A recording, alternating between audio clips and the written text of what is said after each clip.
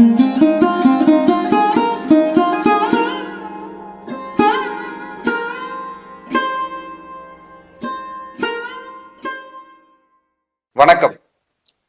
அடியேன் அவினாசி ஜோதிலிங்கம், பிரசன்ன ஜோதிட ஆராய்ச்சியாளர், ஸ்ரீ வாராகி ஜோதிடத்திலிருந்து மித்ரா டிவிக்காக இந்த சேனல் வழியாக உங்களை எல்லாம் சந்திப்பதிலே மற்றற்ற மகிழ்ச்சி.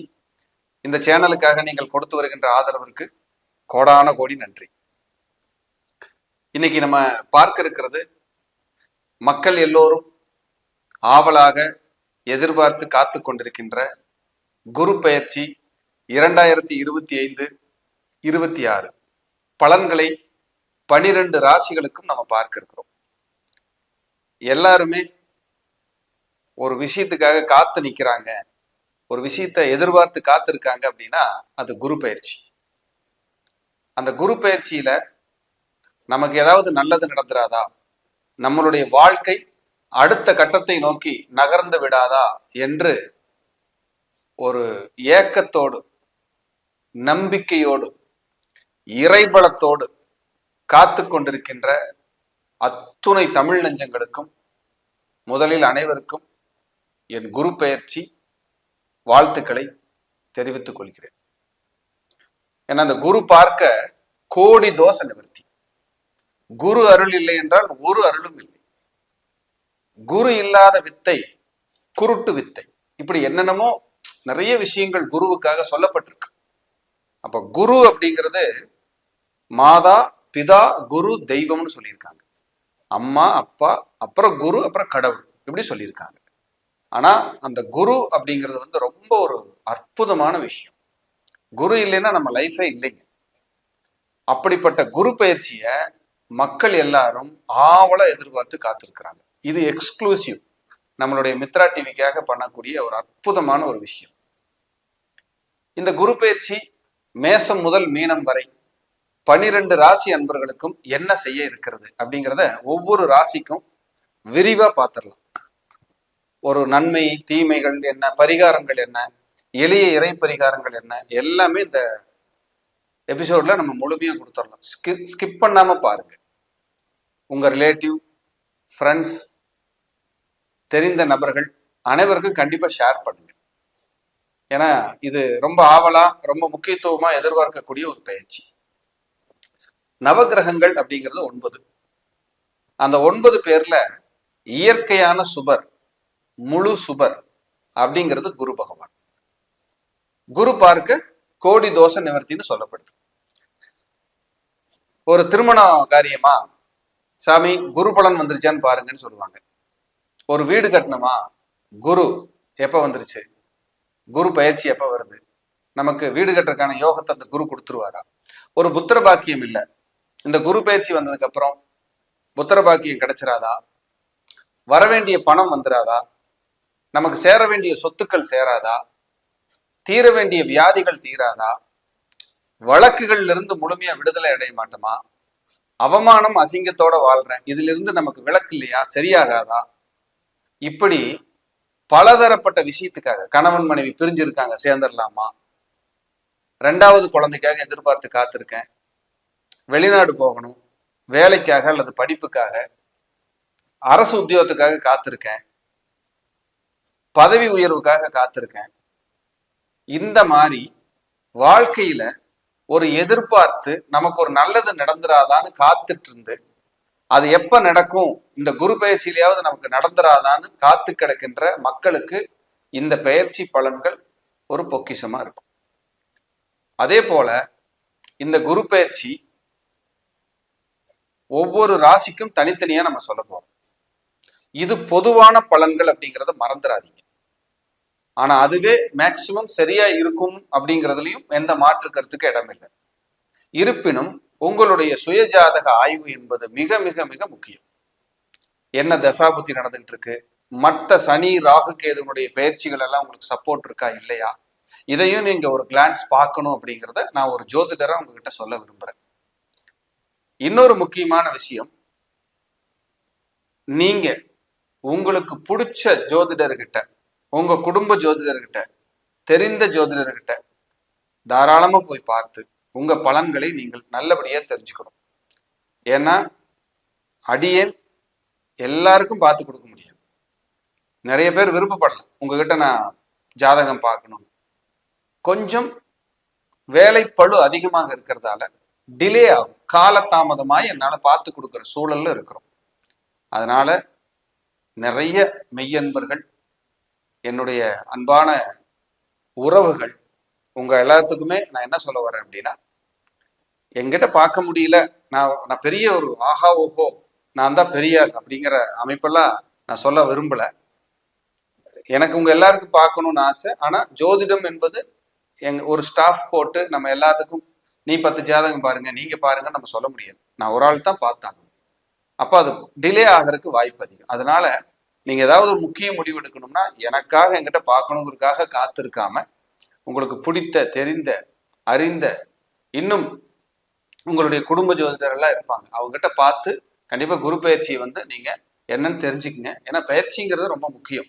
வருடம் பயிற்சி ஆகும் போது நம்முடைய ஜாதகத்தை பார்த்து இந்த வருடம் நமக்கு என்ன மாதிரியான பலாபலன்கள் இருக்கிறது என்பதை எல்லாம் தெரிந்து கொள்ள வேண்டும்.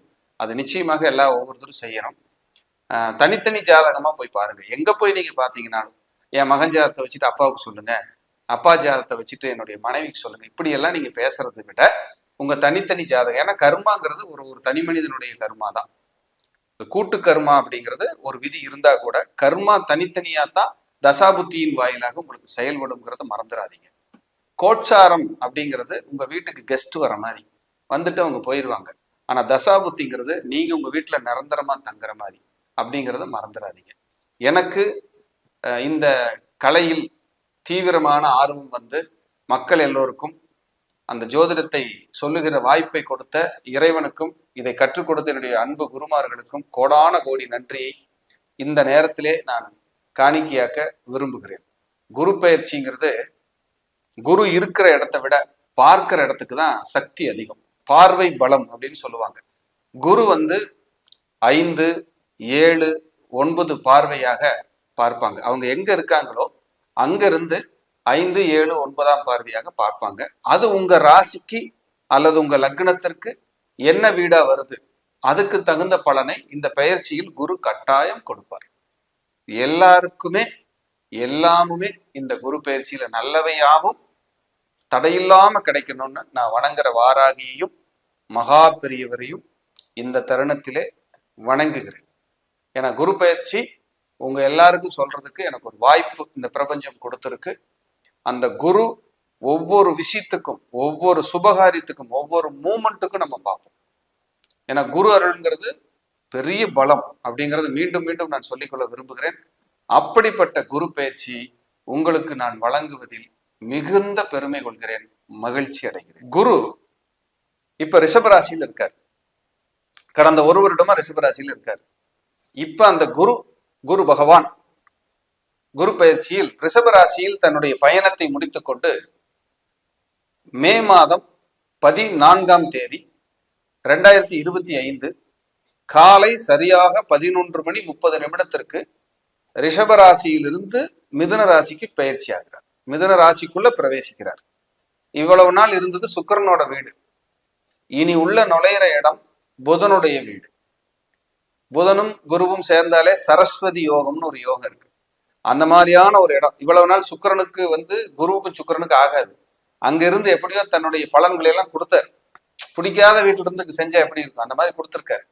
ஆனால் இனி அந்த புதன் வீட்டிலிருந்து அந்த குரு பயிற்சியாகி 12 ராசிகளுக்கும் என்ன பலன்களை செய்ய இருக்கிறார் என்பதைத்தான் இந்த எபிசோட்ல நம்ம விரிவா பார்க்க போறோம். இப்ப நம்ம பார்க்க இருக்கிற ராசி குரு பயிற்சி 2025, 2026. இப்ப நம்ம பார்க்க இருக்கிற ராசியில விருச்சிகம் ராசி, காலச்சக்கரத்தின் 8வது ராசி. 12 ராசிகள்ல ரொம்ப விசேஷமான ஒரு ராசி, நிறைய பிரச்சனைகளை சந்திக்கிற ராசி, தியாகம் பண்ணி வாழக்கூடிய ராசி விருச்சிகம். அவர்களுக்கான குரு பயிற்சி பலன்கள். உங்க ராசிக்கு 8ஆம் இடத்துல குரு வருதுங்க. அஷ்டமத்துல குரு. அகப்பட்டவங்களுக்கு அஷ்டமத்துல குரு பெரிய பிரச்சனை ஆகுமா சார், எங்களுக்கு ஏதாவது துன்பங்கள் நேருமான்னு நீங்க பயந்துகிட்டு இருப்பீங்க. இப்ப ஏற்கனவே அர்த்தாஷ்டம சனி 2.5 வருஷம் போட்டு புரட்டி எடுத்திருக்கோம். சொத்து, வீடு, வாகனம், அம்மாவோட உடம்பு, உங்க ஹெல்த்து, என்னென்ன வேணுமோ எல்லாமே பண்ணியிருக்கிறோம்.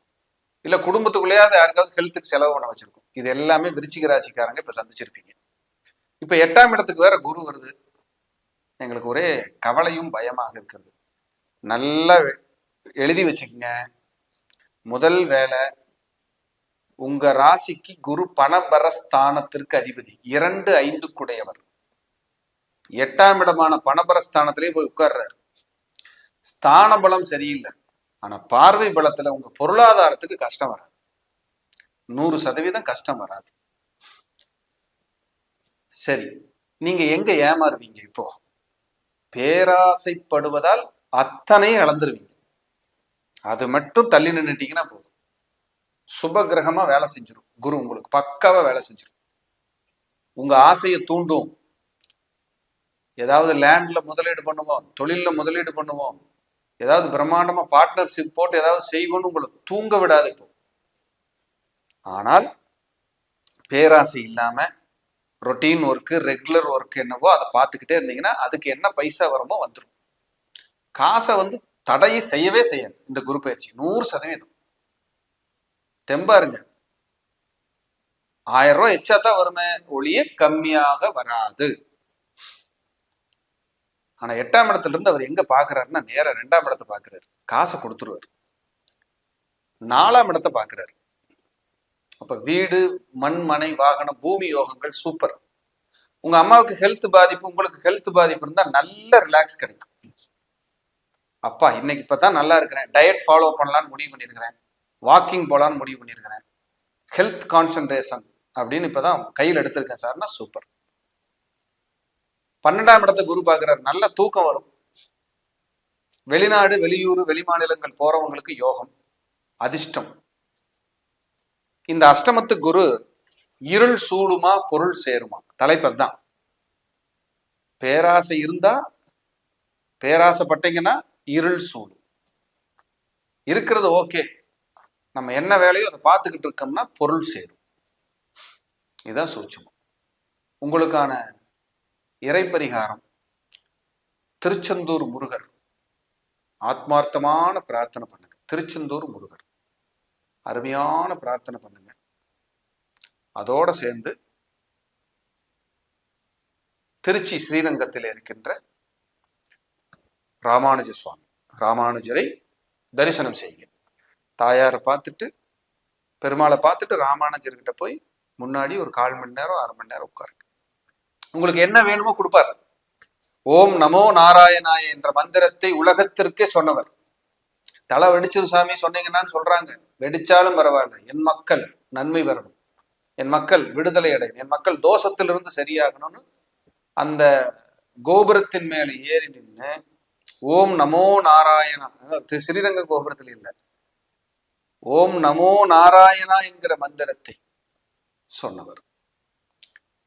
அந்த மந்திரத்தை சொல்லி உலக மக்களை எல்லாம் ரட்சித்து காத்து அருளியவர் ராமானுஜ சுவாமி.